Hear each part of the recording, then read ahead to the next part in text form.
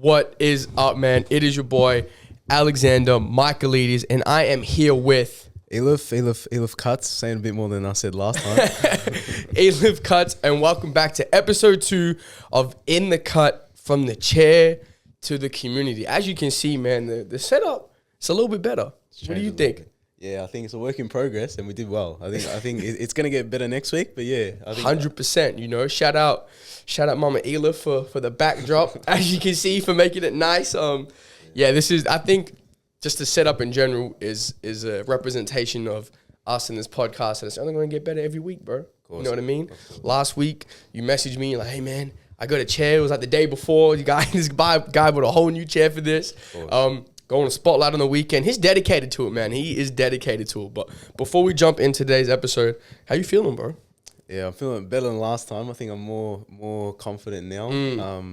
Yeah, I think it's gonna be a really good episode today. Especially we got a lot of gems that we're gonna talk about. And yeah, I think especially with the setup looking a little bit better. Yeah. I'm keen. 100%, bro. And that's a perfect segue into today's episode, man. So, given that it is end of financial year and whatnot, I thought it was important for us to kind of just talk about business and that side of things, because so often every time I talk to people and whatever, it's never really about the business side and the business element. And given that we're both 21 with the business, I just thought it'd be important to kind of touch on those things and the things that people don't usually talk about, the difficulties and you know like tax and things like that. So I'm excited to get into it. So, to kind of kick us off, bro, before you started barbering and the business element of not just cutting hair, what was your experience, or how much did you know about business? Not too much. Not too much at all, to be honest. I was never a good saver or nothing like that. I was more just, I didn't really work. I didn't work too much. I worked at quite a few jobs, sort of, different avenues. I worked, in fast food. I worked in like warehousing, so a bit of different stuff. So, I did a bit of work, but, I was never a good saver for sure. So yeah, that was a struggle that I had. What about for you, bro? Oof. Before this, I was always interested in business. Like on my free time, I'll just watch like Shark Tank and shit on Facebook and whatnot. But my actual knowledge and application, it wasn't too much. Obviously, in year 12, I did business management. That was my best study score. But I know, right? That feels like ages ago. But it's not that applicable to what we do now. Like business, I feel like year 12 business taught me the foundations and the basics, but not anything to like what I'm doing now. I'm like, damn, I wish I learned this. And even like 3 weeks ago, I finished my degree. And I'm like, damn. Congratulations, brother. That's huge. Thank you. Yeah, it is. Thank you. Huge. And I just wish it was a lot more in depth. So I have a Bachelor of Business majoring in finance. And it's helped me a little bit with what I'm doing, but not to the extent that I wish it did. And I wish there was a lot more gems dropped. But, in your brief stint of your commerce degree, how much of it do you think was applicable into what you're doing now? Into what I'm doing now? That's a great question. In general, I feel like it's one of those things where it's a very broad degree. So if you're if you've got that goal in mind at the end, then the steps leading up to it will get you there. So it's good for stuff like that. But I think for this sort of thing, I can tell you now 100%, most of what I've learned is through experience here. And I think running your own business and stuff like that, it's sort of really it's practical, and you got to be able to apply it to the specifics. So I don't think, that sort of stuff helped me a hell of a lot, but it did give me some sort of an insight as well. Sure. Yeah, definitely. I think it's like a good overview and learn terms and whatnot. But man, until you register that business for the first time and then you go to do your first tax return, you only know what you know, right? True. What was that experience for you, like sitting down, registering a business? Like, how did that feel for you?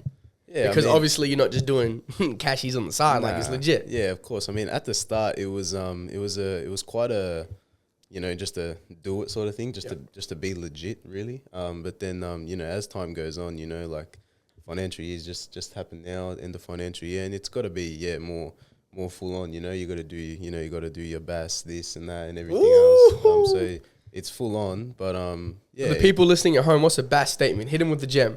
Get this one wrong, bro.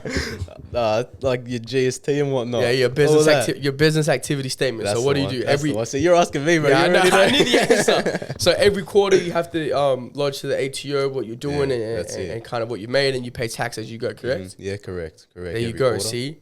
Huh? Every quarter. Every quarter, Yeah, right? that's So for the people listening at home who's like, oh, I want to start a business, you probably didn't even know what a BAS statement was. You know what I mean? You didn't even know what the ATO is. Like, I didn't know what it was till a little while ago. This is real stuff. So when when you started doing that for the first time, were you kind of overwhelmed? Did you know? How did you know to do that? Like, did you have any guidance? Yeah, so that's a good question, bro. So I didn't really know. I mean, I was overwhelmed a little bit, but I'm quite fortunate, I guess, that my dad works in that sort of stuff. Yeah. So he was able to help me quite a lot, to be honest. So yeah, he's been doing the stuff in the background for all of that. So which is very helpful for sure. 100%. Or else, yeah, nah, I wouldn't have a clue, bro. Yeah, no, definitely, man. It's like that because you only know what you know. I think for me as well, like, I didn't even, bro, because obviously as a sole trader, definitely. Right, when you set up, like, I thought that you only pay tax when you make over 18,200, right, as a business. But what I didn't realize my first few years of business was that it's also my income. So let's say I make a job and I'm making 50K a year, right? And then my business is bringing in, let's say, 30K a year. I'm making 80K. I didn't realize that at the start. Correct. So my first few tax returns, if the ATO is listening, hopefully you guys aren't, like, bro, it was cooked. It was cooked. Because I was like, nah, my business isn't making that much. But in reality, I didn't realize that me as an entity, it was all my gross income. So that's something that I wish I had experience and knew before that. But it's a work in progress, you know. The first year you do whatever you do, and then the second year you do a little bit better, and then like our parents' generation and stuff like that, they've been doing this for how many years? You know what I mean? So it's good to get on it while we're young for sure, but with experience and stuff like that, we're gonna get better. 100%. If there was one thing they taught you in school, just one thing about business, what do you wish it was? Yeah, probably like how to pay your taxes and all that sort of stuff, and like all that sort of stuff. You know what I mean? I think because I don't think they really touch on it at all. In depth of like paying it quarterly, and then like you're paying your GST quarterly, and then lodging your tax return and all that sort of stuff. Like, because then you get to when you maybe you got your own business, or you starting to work full time and stuff like that, and you just don't know what to do. You got no idea, and then it's what they don't prepare you for, So I think that's the biggest thing. What about you? What do you reckon? Something like that, or something a bit different? That's a great question. I'm gonna say that I wish they taught me the why behind things. If that makes, like, why do we do this? Why do we pay tax? Why? The why and the how. Like, how can we reduce the amount we pay? How can we set up as a family trust? And then if I have a parent company, then I can push through that, and then I'm not paying as much. Like, there's so many, bro. Working in the wealth management firm with big clients, 'cause that's what I do part-time as well, while I'm trying to make calm my main thing. Man, like, the amount of, like, tax write-offs and little secret things that only rich people know is crazy. Like, I know people setting up, like, 4 companies with a discretionary trust and things like that, and they're siphoning money through just don't have to pay as much tax. Like, it's crazy, bro. I'm gonna drop you guys a gem. I don't know if I can even say this, but I'm gonna say, stuff it. Yeah, stuff it. Like the charity Movember, right? Yeah. So you think Movember, like, a lot of it goes to the charity, bro? Oh no. Guess how much, bro? Oh, I don't want to know, bro. Bro, it's like, it's less than 10% wow. of all profit goes to charity. And they're like a multi-million-dollar industry. Damn. Because you don't realize that setting up certain ways, you can avoid paying tax. You can avoid certain things, right? So just knowing the why and the how, I think, would be a great... I won't lie, it doesn't surprise me. It doesn't, right? Yeah. But it shouldn't be like that. No way. You know what I mean? Like, the definition of a non-for-profit, as long as 50% of revenue is being reinvested back into the business, it's okay. So the CEO can pay themselves a salary of like $200K if they had the means. Like, how ridiculous is that? You know what I mean? Wow. It's food for thought. But given, we're talking about tax and admin and stuff, outside of barbering, because I know you barber 5 days a week, how much time do you spend working on kind of admin and all the nitty gritty stuff? Oh, it's quite a bit of it, I'd say. Every day is a little bit, I think after I, finish the day sort of thing, sort of do a little bit of that sort of stuff, whether it be sales and stuff like that, just to sort of stay on top of things, I guess. And then as it gets to, towards like, the end of financial year and stuff like that, that's when you've already, collated all your receipts and all this and that sort of stuff to get ready to go, all your expenses, just so it's a bit easier, because then you're sort of scrambling and stuff like that. And it can be it can be annoying, can be daunting as well. You know, when it starts to pile up and get a bit overwhelming, you don't want to do it anymore, and then it just makes it harder for yourself. So, straight out. Yeah. You ever been to the point where you're like you're like, nah, like stuff this, I'm done, and you just like you need to step away for a day, or like. It's not too bad. As I said, I'm lucky that I got my dad to sort of answer a lot of questions. So yeah, he can help me with that, which is I'm fortunate for that. So yeah. How about you? Are you doing it sort of on your own? Or you got some guidance? What do you say? Yeah, nah, for me a lot of it is by myself. Shout out my business partners, but business isn't kind of their forte. So I'm the numbers guy, and I like to use my degree to somewhat to some use. Man, I spend a good portion of my week, probably maybe like at least a few hours a week for sure, just like reconciling accounts, like invoicing, things like that. Like, you know, they don't teach you how to invoice in high school, but I'm thankful there's a lot of good resources out there, bro. Like on the train every morning, I'm just looking at how to do things and looking at, you know, YouTube videos and how to save on tax and how to set up as a business structure like this and like that. So I spend a few hours a week, bro, but it definitely is daunting. Like you only know what you know. You know what I mean? That's the biggest thing. You only know what you know. So you're thankful to have, you know, your dad helping you out and whatnot. Any questions I have on some real stuff, bro, ChatGPT right now. You know what I mean? I don't really have anyone over my shoulder. And then if you want to seek guidance and help, bro, it is so expensive. Yeah, it wouldn't be cheap. It is not cheap, bro. Like I was getting quotes for to get like accountants and stuff, help us out. Just guess how much they wanted to charge me for like a yearly fee. It would have been a lot of money, bro. Easy, a few K for sure. Bro, more. Yeah, more, 10, 15. Bro, like 10. Yeah. I'm like, no. Like, and it's so easy because they make it sound so good, and then people get sucked in because they think they need that. But my advice to anyone out there listening is, bro, just start it and then work it out. Right? Once you're in something and you're in the guts of it, you're just going to have to work it out. That's true. Would you agree? I totally agree. I think, you know, something like that, it's a big investment, you know, especially for young people. It's not something that it's just, you know, easy to come by and easy to splurge on. And, you know, it can make your life easier for sure it can. But I think if you prepare yourself and stuff like that, and if you sort of, research as you've been doing and whatnot, it makes your job easier. Yeah, you know? You can definitely do it. It's not the end of the world. It's like I'm making it sound like it's not the end of the world. It's definitely something you can do. And I think, you know, take Ealef and I as an example of that. Like, you know, we didn't have too much help or an extensive background in business. We just said, stuff it, start it, and then here we are. You know what I mean? In terms of the business element, is there one thing that comes to mind that was the biggest struggle for you? It could be anything. I think that's a good question. That's a really good question. In terms of we're full of the good questions today. In terms of the that's better. There you go. In terms of the business element, look, let me get back to that. You on that one? You tell me. That's fair. Yeah, you know I already had one prepared. That's right. That's it. Because I asked the question. That's it. Go hard. For me, the biggest challenge right now. So we're in the process of transitioning into a non-for-profit organization. Dope. Yeah, huge. Not dope, bro. It is the biggest head door definitely ever. Like, you know, I didn't realize that just how expensive it would be to consult with lawyers and just to seek professional help is ridiculous. I got a quote to switch to non-for-profit. It's like 15 grand. I'm like, bro, like, where are we pulling this from? You know what I mean? We're just trying to out here to speak to kids and whatnot. And then you guys are trying to charge me 15K. But what I learned was everyone kind of eats, and it's unfortunate.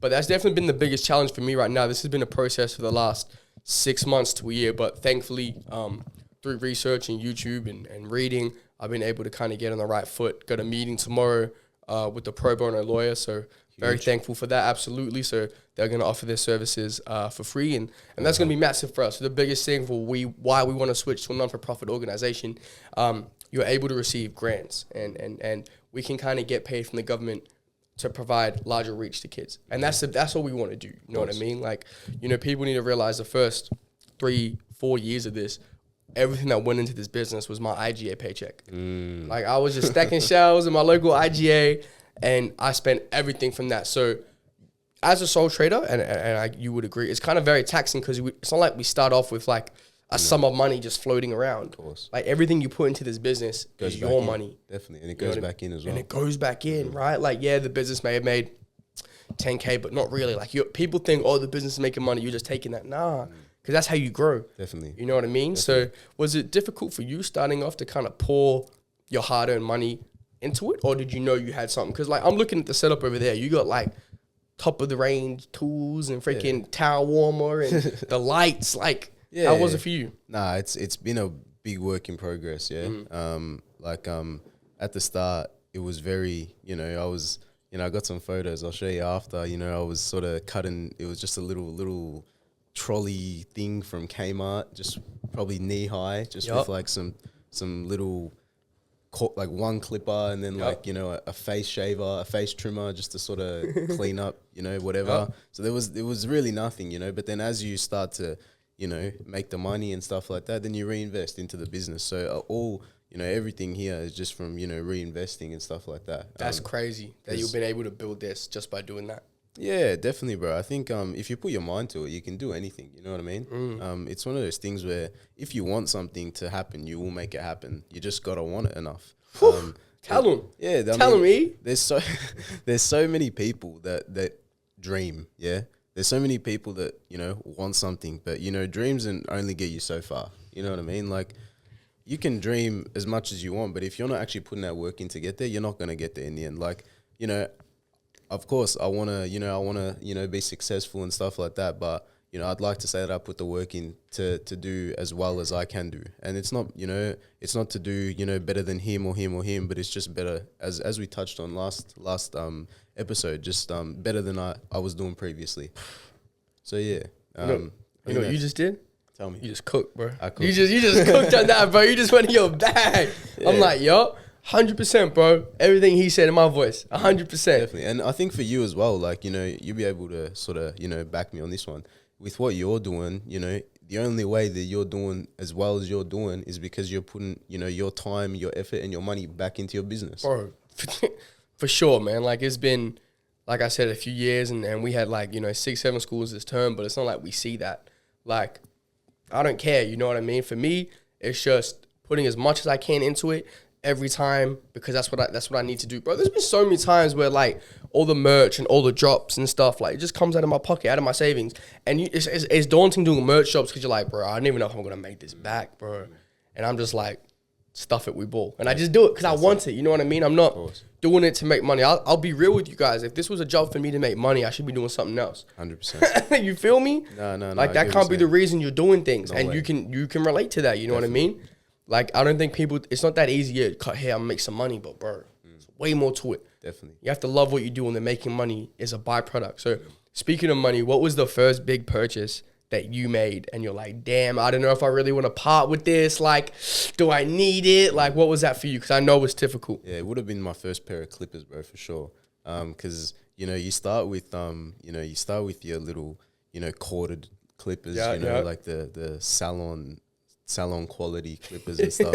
And they do the job, don't get me wrong. But I think it's just more of a, all right, I'm ready to take it to the next level now. And that came with, experience, but also, cutting a lot of hair and stuff like that, and putting the work in. So, yeah, I think when I said, oh, yeah, it's time. So, yeah, I bought that first one. And that sort of was that little stepping stone, that little sort of obstacle for me to get past to be able to get into the bigger and better things as well. What, if you don't mind me asking, how much was that first pair, bro? That nice pair? It would have been a few $100. It would have been maybe I think I bought two. Mm-hmm. Yeah, so it would have been close to maybe $600-700. Bro, that's a lot when you're a young kid, like a teenager, who's working at K-Fizz or a warehouse, and that's what you're spending your money on. Yeah. That's what I'm saying. Like, you really need to be willing to part with your money and invest it. Your friends might be buying nice cars and this and that. We don't have the means to do that because everything that we're getting, we're putting back into it. Definitely. You feel me? I think it's a long game. You know what I mean?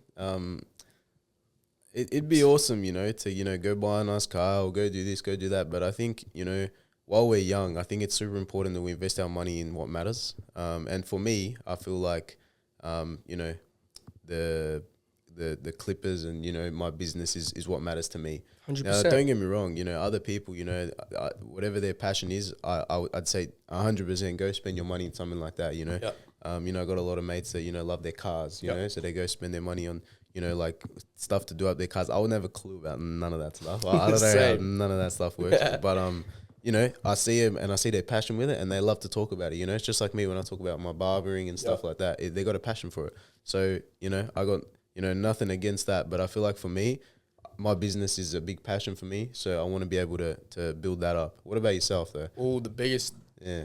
Oh, that's what would be like the biggest purchase, and then obviously, you know, did it hurt?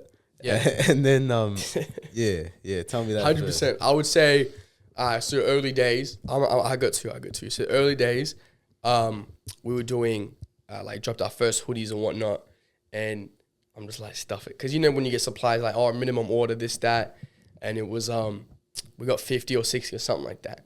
I was like, bro, it's like a few thousand. It's a lot. And I was just like, I remember like going to pay. I'm like, nah, like this is like, nah. Like, what if, like, I'm like, nah, this is crazy. I'll pay you back. I'm like to my supplier, I'm like, are you sure? And he's like, yeah. I'm like, bro, this is a lot of, like a few $1,000s. And I was thinking how old are you at this point? Bro, I would have been like 16, 17. Damn, bro. Yeah. I don't think I'd seen that much money for another few years, bro. Bro, I would like, all of this was again, my savings, my birthday money, like whatever I had saved up. And I'm just like, nah, like we need this. We need these hoodies, didn't it? Bro, thank God, thank the man above. We sold them and I was able to make my money back. And that's all I cared about. Dope. But then also I've done other drops, bro, where I've dropped like close to a couple K and like didn't sell and I lost money. But that's the reality of it. And then the second really big one that was needed, we did a whole rebrand with like our logo, designs, all of that. And shout out Vivian Lowe, who's done everything for us.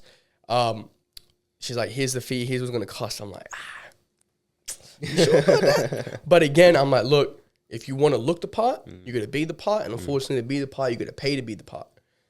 So back to what you said about, you know, not selling the drop and stuff like that. How can you bounce back from something like that? What's something that you do that can help you bounce back and help you, you know, get back on the right track? Great question. For me, it was just taking a step back and assessing it. Okay, why didn't it sell? All right, maybe this isn't what people want. Maybe I was too clouded in my judgment just because I think it's cool. Doesn't mean everyone else will. And just realizing that our purpose isn't a clothing brand. Okay. Right? We only sell merch to kind of spread the word and to do things like that. I'm not, if I was a clothing brand, probably different. Cause I'm like, but I wasn't really putting all my heart and soul into it. I just thought, oh yeah, it'd be cool. We'll do some more merch. People will buy it. And another thing I learned along the way, just because people say they're going to buy, they ain't going to buy it, bro. And that's cool. I love you all. No disrespect. I get it. Some people gas you up and they're like, yeah, bro, I'm going to get it. And they don't. So not taking that for gospel. For sure. You know what I mean? That was the biggest thing. But in the way I was able to bounce back, which is like, all right, cool. We're back on the horse. Got to pick up a few more shifts, but that's okay. That's it. And then just realizing that this isn't the strategic direction that my business needs to go in. So kind of ever since we've done merch since then, it's minimal. And if we do, bro, on some real stuff, my biggest loss as a business is on merch because I just give it out. I just give it out. Fair enough. And that's not a bad thing because, you know, I feel like, you know, especially for something like, you know, your business and, you know, my business alike, I feel like, you know, as exposure and stuff like that is what's gonna help us thrive, especially for you, you know, because you want to get your name out there and all that sort of stuff. So tell me 100%. About that, bro. Yeah, man. Like I'd rather see people wearing a hoodie or a beanie or a t-shirt that says "Calm" on it. They ask what it is, and now you've made a conversation with someone. That's priceless. That is priceless. I would so much rather spend for that than, you know, just sell some clothes to make money. That's not who we are. That's not what we do. Definitely. So I definitely would prefer interest to be drawn around it and conversation. So I guess for us, that's kind of like a form of marketing. For sure. But yeah, bro, in terms of like exposure and whatnot, our marketing is we're talking about it with the boys today. It's been minimal. Like I haven't really paid for ads or done anything like that. The whole origin and the roots of Calm have just been through real word of mouth, bro. So we're so fortunate to be able to build a community, you know. Like I thought it was difficult because we're in the school space. Like how do I run an ad that's going to hit teachers? Like it's a little bit different. So that's probably one of my biggest challenges as a business owner right now is learning how to promote ourselves in a way that appeals to the right audience. Like as much as we want to give motivation and inspiration to young people, which, you know, this is a form of it and this is free with me and you, but at the end of the day, the thing that's going to put money in our pockets to allow us to grow is through the schools and then through the program. So it's like, how do we get them to see what we're doing? So that's always been kind of like a big work in progress for us, but we're slowly finding our niche and kind of working it out. But again, I didn't know anything until I started. Yeah, what I mean? You just got to do it. But what about you, bro? How do you market and how do you expand and evolve and get people to come to Ealef Cuts as opposed to, their local barber across the road? So it's a good question. So, typically and in today's society, social media is the biggest platform for barbering and whatnot. And it's huge. It is huge. I'm not going to say it's not. But I think a lot of people sort of forego all the other stuff in terms of, when you're in here, right? When you're in the studio and you're getting a haircut, the social media is huge, right? You gotta put yourself out there. You gotta do the best cuts so that people can see and they want to come and they're like, far out, he's better than him or him or him. I want to go to him. That's cool. But it's in here is what brings the clients back. And that sort of stuff, comes from, the actual haircut, obviously, if the haircut looks good, but then also, the experience, the service that you offer, your mannerisms, how you treat them and stuff like that makes them want to come back. Because I think, you could be the best barber, but you could be, a terrible bloke, or you could be like maybe just not that personable, and then it's going to deter others from coming back. And at the same time, you could be a no good barber, but you could be like the nicest person ever, and that's probably not going to bring them back either. So you want a bit of a balance. So you're gonna say something? Nah. You thought I was, yeah. That's funny. It's you got to have a balance of both, and I think it's so important to to treat your client almost like your friend in a way. And there's stuff that we'll touch on in later episodes about adapting the way we're talking to suit different clientele and stuff like that I'm sure you do as well in terms of teachers and students and whatnot.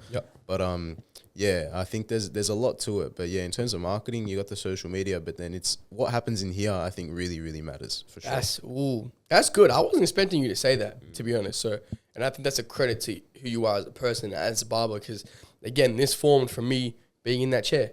You know what I mean? And I think, would you agree with me when I say a lot of your growth, as a lot of us through word of mouth? Would you agree with that? It started like that, and it still is like that. Yeah. But I think the social media sort of gives it a kick, right? Yeah. It gives it a little kick. If the social media reaches one guy from this demographic, and then he tells 5 of his friends, then that's where both of those forms of media play in. Whereas it started word of mouth. But then as I started to, use social media as, to leverage that sort of stuff, then it helped sort of kick it and give it a boost to get more clients. 100%. I think everything you just said, I had a story that legit yesterday, I had a cut. I got a cut a few days ago from you. I said, oh, bro, that's like, where'd you get cut from? I told you, send him your IG. Like, your quality in your work shows, and then you have the social to back it up. So now he's more inclined to book.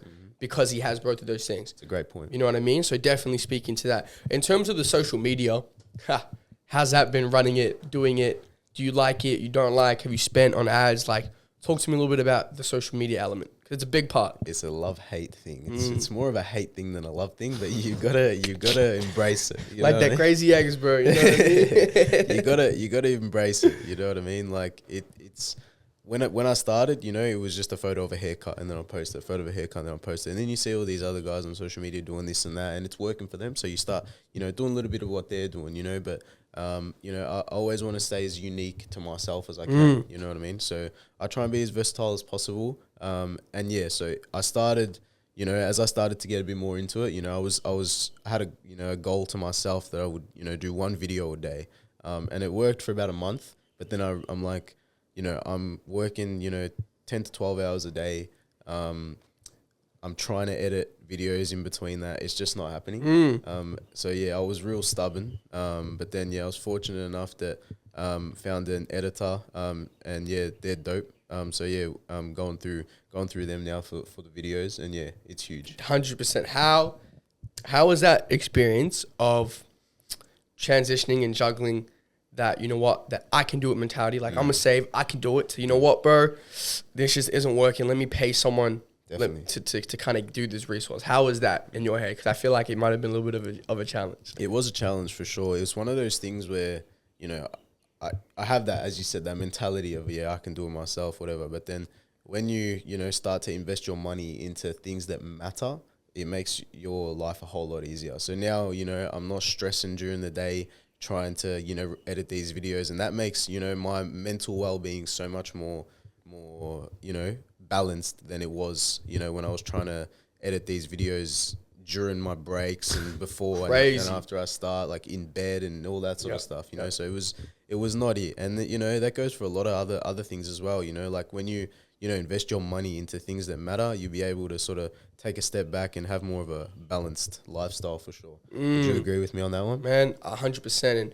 And what you said hit the nail on the head, that you're kind of investing in yourself. You invest, you're free. It's what you value, time and money. Definitely. You know what I mean? Your time is important, bro. Like, you can't just be going on from like editing for an hour, like, stuff this shit, and then come in a shitty mood and cut someone. Yeah. You know what I mean? Because that's going to ruin your whole day. Whereas at least, you can kind of outlay that expense, whatever they're editing, and then you can go to the gym. You know what I mean? You can get yourself in the right frame of mind to come in and be on your feet for the next 10 hours and talk to people all day. Like, people don't realize those small decisions and those small investments that you can make into improving efficiency and effectiveness make a huge difference in your mental state and what you're doing as a business owner. So true. I think it's crazy how highly, those, personal life and business life can correlate. I think, if we're, if things aren't going that well, outside, then, you don't want to bring that inside. And same thing, if it's not going that well, in the business, you don't want to bring that there. But that's why it's important, to invest your money into things like, social media editing and whatever else it might be, to be able to create a bit of a balance so that, one thing doesn't overtake the other. 100%. Like, don't cut your nose to spite your face. Don't say I can do it and do it at a worse quality. That's probably going to waste more time. That's eventually going to cost more. And just swallowing your pride and being like, you know what? This isn't my strong suit. Let me stick to cutting hair and talking to people. I need you to edit this. I need you to do that. It's true. You know what I mean? And aside from that, a good point that you said, you're wasting your time doing stuff like that, because time's so valuable, and, us being young, we got lots of goals, we got lots of goals that we want to achieve in the future and stuff like that. So by us, not, having the time to be able to do that, to be able to establish, some sort of framework to get us there, we're not going to get there. We're going to be in the same thing as we're doing yesterday, So that's it. 100%, man. 100%. I think as well, from my perspective, like, investing in the people and the resources around you is the biggest trick to, like, succeeding. For sure. You know what I mean? For sure. I think as well, coming in, you might agree with me, at the start, you think you can do everything and anything because you're young, you're kind of ignorant. You see this hustle culture that everyone's posting about, like, yeah, I work 18 hours a day and I don't sleep. And that's cool, bro. That's cool. But at the end of the day, you do you, bro. Yeah, for real. You do, like, but that's not practical. You know what I mean? You need to juggle being a business owner and having relationships and investing in the right people, because that comes full circle. Definitely. You know what I mean? It's not all just about the making money and whatnot. But in terms of the social media, still sticking on this, how do you differentiate yourself and what you post to kind of a lot of the other barbers out there? Because I feel like it's a little bit of a saturated lane at the moment. Like, on your For You page, a lot of barbers, they micing up and they showing their cuts and their transformations. How do you differentiate yourself? I think you don't want to be too similar to one person. You know what I mean? You wanna be able to sort of make your social media to match your style. Like, whether it be certain colors or certain haircuts or certain whether you're doing voiceovers or whether you're doing like consultation videos. You want to sort of make it unique as possible. And me personally, I want to be sort of versatile. I want to be able to do a bunch of different things. So that's why I try and make my social media like. But I think it's being unique as possible. Whether it be, as I said, the colors or this or that, something to make you stand out from the rest. But then, that's huge for the social media. But then, as we've touched on before, in terms of, bringing clients back, like if I convince someone hard enough, they're going to pay, a few $100s for a haircut. Yeah? But it's what's going to bring them back. And chances are, I don't know, they might not, but it's what happens in here that brings them back for the haircut. The social media, it's gonna bring them in, but it might not bring them back a second time. So retention, definitely. I think that's a big thing. A lot of people talk about getting people in, but what are you doing to retain your customer? Yeah, you know what I mean? Do you feel like you have a good retention rate? I feel like, bro, this man's booked out 3 weeks in advance, so I'm gonna say you do. Yeah. I did some reports lately. Ooh, talk to me about the reports. Yeah, I think retention's a huge thing that I like to pride myself on. For sure, it's something that is super important. To have a strong clientele, a clientele that likes you and that you like them in return. We've had a retention rate of like 95%. Holy 97%. smokes, 95%. Yeah, so it's Congrats, big. bro. Yeah, That's thanks, tough. bro. That's Yeah. tough. And that's super, super important. Something that I'm going to keep on. Something that I want to strengthen as well. I want to get to 100%. I want all my clients to come back. And yeah, it's super important because it makes your clientele more of a community. Yeah. So that they feel the need to want to come back, and they want to embrace themselves in what you're doing and stuff like that. So yeah, Man, I think one thing you just said that sticks with me, and why I'm gonna keep talking about it. Why we're doing this podcast is community. That's what something we're both really, really trying to build, and it makes sense with the way you speak to people, and it makes sense with the way you go about running your business. But you can tell that community is first and foremost. definitely. You know what I mean? And again, that isn't something you can buy to learn. Sure. You just got to do it. How do you enforce community in what you do? How do you bring the students together? How do you embrace yourself in their community? What do you do to achieve that? To achieve community for us, it's all about being vulnerable and being unapologetically ourselves, and really letting these young people know that, hey man, you're great at how you are. Like, you know That's what I mean? crazy. That's like, so true. No matter what shape, size, this, that, like, you're great at how you are. We had a young student one time who kind of was mixed up in kind of the wrong things a little bit, and liked to do some things on trains that you probably shouldn't do, and like tag trains and whatnot. And which we flipped that into, all right, man, you got a skill. You got a skill to paint. You got a skill to be artistic and artist. The canvas you're using it on, you shouldn't be. You know what I mean? But you have a skill, so embrace it. Don't shy away from it. Wow. You're probably doing this out of rebellion, but we're able to harness it into something different and turn this into legitimate passion. You know what I mean? So just, not being afraid to be who you are. And we come in off the jump and let these young kids know that we're flawed the same way that they're like everyone's flawed. It's true. You know what I mean? So just being real and honest is how you build community. And again, that's something we both do.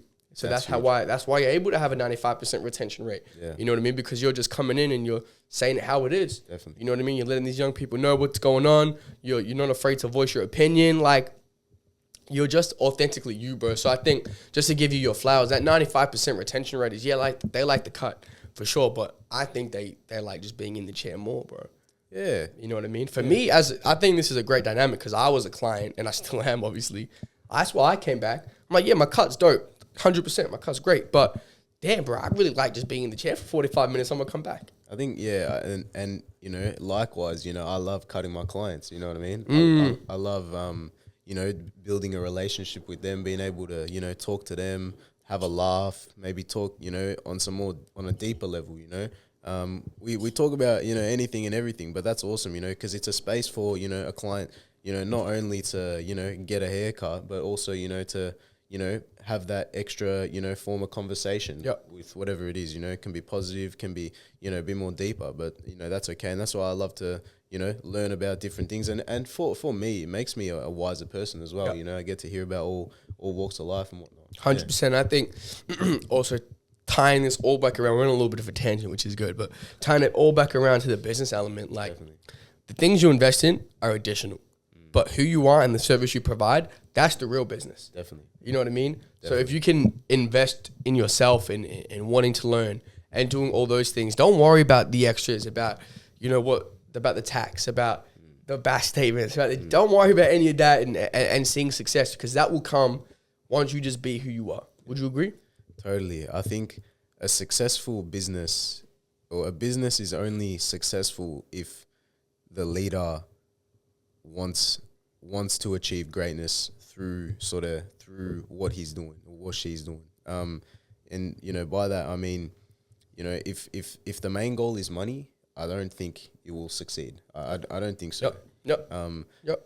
Whatever the business's fundamentals are and whatever they sort of, structure around, that's what will help the business succeed. Whether it be a passion, whether it be whatever it might be, that's what will help the business succeed. I think if the goal is money, it will never come, because anyone can, try to make money, let's just say, but if they don't enjoy the steps to get there, they won't get there. You know what you just did? What I do? You just cooked, bro. You just cooked, bro. You just cooked. That's my guy. 100%. A quick little segue, a quick little story about that. I remember one time, me, Mike, sat down when I was still living at home, and we're talking about, this was before we kind of got commissioned for schools. We're like, hey, man, like, we're at the point we've spoken in a few now. We can get commissioned for what we do. We'll offer like a bronze package worth this much, a silver package, and then my mom on her iPad on the couch, she said, she clicked it. She's like, shut up. I'm like, what? She's like, y'all didn't do this to start making money, right? So why are you worrying about that now? Get yourself to a point where you're established and the money will come. She said this, she said, as long as your intent is pure, the money will come. So true. And ever since she G-checked me and she put me in my place, I said, yes, ma'am. And I'm like, she's right. You know what I mean? And then that was probably the biggest lesson and milestone for us financially, because we're like, yeah, bro, we didn't do this shit for money. Like, we're just speaking to schools for free because we love doing this. And the money will come. And then, by the grace of God, and then over time, thankfully, this term, we've starting to get commissioned for what we do. But I don't think we would have got here unless my mom G-checked me and told me, you know what I mean? So same thing for you, bro. Unless the intent's pure, the money isn't going to be there. But for you, you love cutting. You love having people in your chair. And then as a byproduct, you're able to kind of make this your job. Definitely. So I think, in terms of, what you're doing, how does, the money come? What brings the money in?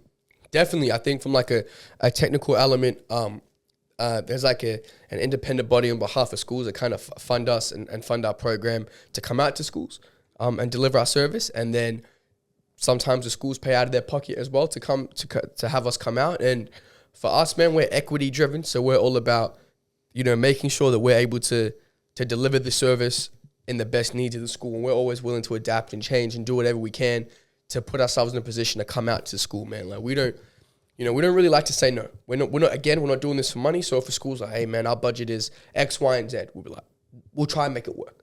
We're not to the point where it's like, nah, you're not giving us this, and this, we're out of here. Yeah. But that's the technical element. But in terms of how we get funds, and I think going back to what I said previously, it's just about being us. You know what I mean? You buy into a person before you buy into the business. Yeah. So when we have all these meetings and these consultations and we're speaking to, teachers and coordinators and things like that, they're kind of buying into who we are as people.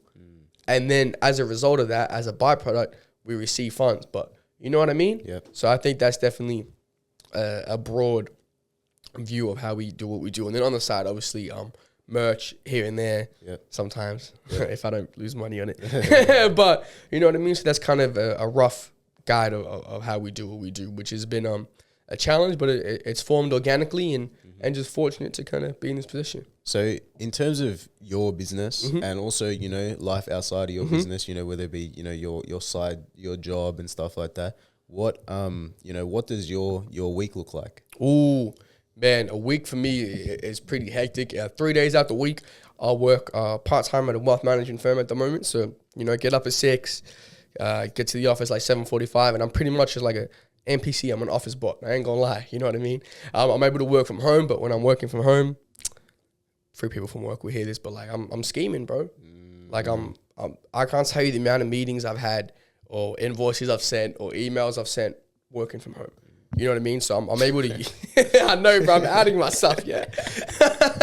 So I'm able to use that space to work productively. And then at our peak, when kind of school term was on, we'd be speaking at, we had like 4 or 5 schools running at once. So on my days off, we'd go to a school in the morning, school in the afternoon, next day school morning, school afternoon. Wow. And then also outside of that, like in my free time at night, whether I'm editing videos, whether a lot of emails, but I didn't realize how long it takes to send emails, bro. It's crazy. But emails, admin, and then obviously away from the business, bro. Just getting on my grind, like lifting at least 4 times a week, running, boxing, whatever it is. Right. And then on top of that, big family, man. So I go to see my mom, go to see my beautiful girlfriend, like my friends. And that's it, bro. I ain't do nothing else. It's just work, grind, grow the business. And then at my peak as well, it was uni as well. Yeah. You flip uni into it. So a lot. But what about you, bro? What about me? I think, work, the barbering plays a big role. So I do, currently I'm doing Tuesday to Friday, 11 till 9, and then Saturday, 11 till 7. And And then, in between that, it usually ends up finishing a bit later. So, maybe it could be till 10:30, something like that. And then, in the mornings, that's why I started a little bit later, So in the mornings, I try to, go to the gym, do that sort of stuff. And then, in between that, see my girlfriend, spend time with family as well. All that sort of stuff, super important. And, in terms of what I'm doing now, I will say that the workload definitely sort of supersedes the rest of stuff. And it's a sacrifice that I'm willing to make right now. But it's not something that I want to be doing forever. 100%. Sure. But it's something that, while I'm young, I feel like I'm capable of doing it. So if I can do it, I might as well do it. And then, as time goes on, I'll be able to, sort of, divert my attention elsewhere. 100%. But you're going to invest now and grow that business to the point where one day it's self-sufficient on whatever you want to do, and you got some side change that you can cut when you want, not all the time. Definitely. It's important to have a balance. Balance is everything, and I think that's definitely something we can dive into depth as the weeks go on in the whole app. Sure. But balance is a big one. I could preach about balance, but to kind of almost start kind of wrapping things up a little bit, what is one, and I'll put you on the spot here, what is one piece of advice that you would give to a young business owner who wants to start? Yeah, the number one piece of advice would definitely have to be, don't chase the money. Say it again, bro. Don't chase the money. Don't chase the money. If you want to, succeed in life, and whatever that might be, in whatever way you want to succeed with your passion, succeed with whatever you want to do. And then, in the future, the money will come.